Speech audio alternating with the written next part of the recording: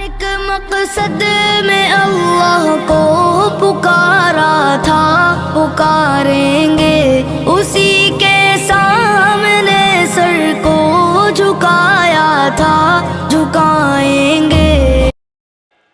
بعض مرتبہ ہم یہ سنتے ہیں، بلکہ یوں کہو کہ بار بار سنتے ہیں کہ صحیح بخاری اس کے ختم کے موقع پر دعا جو ہے وہ قبول ہوتی ہے، یقیناً، بلا شک، بلا شبہ۔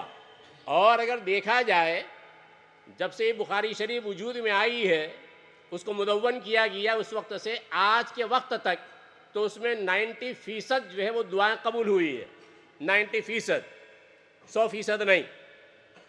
اصل میں یہ ہے کہ جہاں تقدیر کی دیوار ہو اس کو تدبیر کے پھاوڑے سے ہٹایا نہیں جا سکتا، منہدم نہیں کیا جا سکتا ہے۔ لہذا اللہ عز و جل کی طرف سے جو مقدر ہو، تو چاہے صحیح بخاری شریف کا ختم ہو اور چاہے قرآن کریم کا ختم ہو، لیکن وہ مقدر چیز جو اللہ کے اعتبار سے مبرم ہے، اس میں ذرہ برابر تزلزل نہیں ہو سکتا ہے۔ چنانچہ 1854 سے لے کر 1876 تک، 76 تک، مصر اور حبشہ ان میں جو ہے وہ لڑائیاں ہوئی۔ اس موقع پر مصر میں خدیو اسماعیل ہے، خدیو وہ ترکی زبان کا لفظ ہے، ہمارے اعتبار سے سلطان۔ تو جو خدیو تھا، تو خدیو نے وزیر اعظم سے کہا، وزیر اعظم سے یہ کہا کہ تم لوگ کیا کرتے ہو، اگر کوئی مصیبت اور کوئی حادثہ آتا ہے تو اس موقع پر کیا کرتے ہو؟ تو وزیر اعظم نے یہ کہا کہ ایسے موقع پر جو نیک صالح علماء ہوتے ہیں ان کو ہم بلاتے ہیں اور بخاری شریف کا ختم کرواتے ہیں، اور اس کے نتیجے میں اللہ تبارک و تعالیٰ اس مصیبت کو ہٹا دیتے ہیں اور ٹال دیتے ہیں۔ تو یہ تو بہت اچھا ہے۔ اس زمانے میں شیخ ازہر ہے محمد مہدی، تو محمد مہدی کو بعض کتابوں میں کچھ الگ نام لکھا ہوا ہے لیکن وہ صحیح نہیں ہے، اور وہ بعض کتاب ہی جانے دو۔ تو محمد مہدی اس زمانے کے شیخ الازہر ہیں۔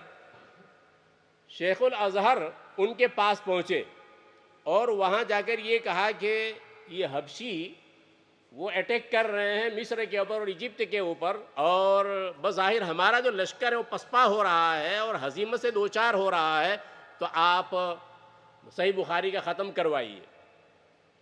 صحیح بخاری کا ختم ہوا، لیکن اس کے باوجود کوئی فائدہ نظر نہیں آیا۔ اب پھر یہ سلطان اسماعیل خدیو، اسماعیل وہ نالا وزیر اعظم پر محمد شریف پاشا کے اوپر، اور محمد شریف پاشا سے یہ کہا کہ یہ کیا بات ہے، چلو ہم چلتے ہیں ازہر میں۔ اب وہ ازہر پہنچے۔ ازہر پہنچنے کے بعد وہ جو علماء تھے ان علماء کو جمع کرنے کے بعد یہ کہا کہ یا تو جو تم نے پڑھا وہ بخاری نہیں ہے، اور یا تو تم وہ علماء نہیں ہو، جن علماء کی بات سنتے ہیں وہ علماء نہیں ہو، اور یا تو پھر یہ جو پڑھا گیا بخاری نہیں ہے۔ اب سب خاموش۔ اس موقع پر پیچھے کی صف سے ایک عالم صاحب کھڑے ہوئے، اور اس عالم صاحب نے یہ کہا کہ نبی اکرم صلی اللہ تعالی علیہ وسلم یہ فرماتے ہیں کہ ضرور بالضرور تم امر بالمعروف کرو، نہیں عن المنکر کرو۔ اگر ایسا نہیں کرو گے تو اللہ تبارک و تعالیٰ تم پر دشمن کو مسلط کرے گا، اور دشمن کے مسلط ہونے کے بعد پھر جو خیار اور بہترین لوگ ہیں، صلحاء ہیں، وہ دعا کریں گے لیکن فلا یستجاب لہم، ان کی دعائیں قبول نہیں ہوگی۔ اب یہ لاجواب دونوں بھیگی بلی کی طرح گھر پہنچے، محل میں پہنچے۔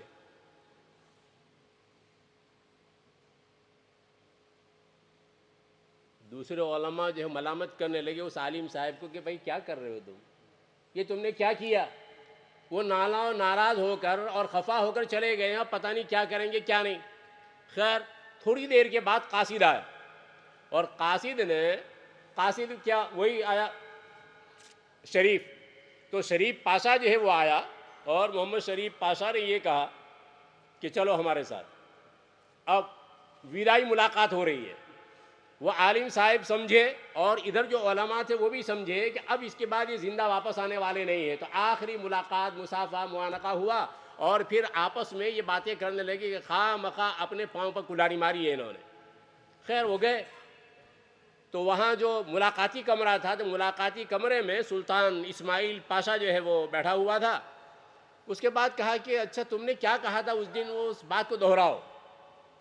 بات کو دہرایا.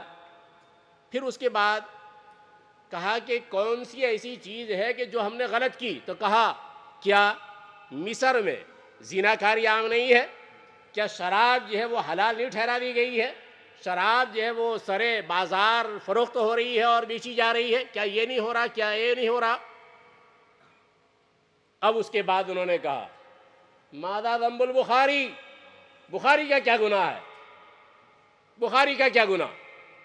تو مطلب کیا ہوا کہ صحیح بخاری کے ختم کے بعد دعا قبول ہوتی ہے, لیکن موانع اس کا ارتفاع بھی ضروری ہے. موانع اگر موجود ہو تو پھر اس کے بعد میں نے کہا بخاری کا ختم ہو یا قرآن کریم کا ختم ہو پھر کارگر نہیں ہوگا, مفید نہیں ہوگا. تو بہرحال بنیادی چیز یہ ہے کہ یہ کلام تاثیر والا, اور امام بخاری رحمۃ اللہ علیہ نے نبی اکرم صلی اللہ تعالی وسلم کے کلام کو جس ڈھنگ سے اور جس انداز سے جمع فرمایا ہے وہ بے نظیر ہے, بے مثال ہے. لیکن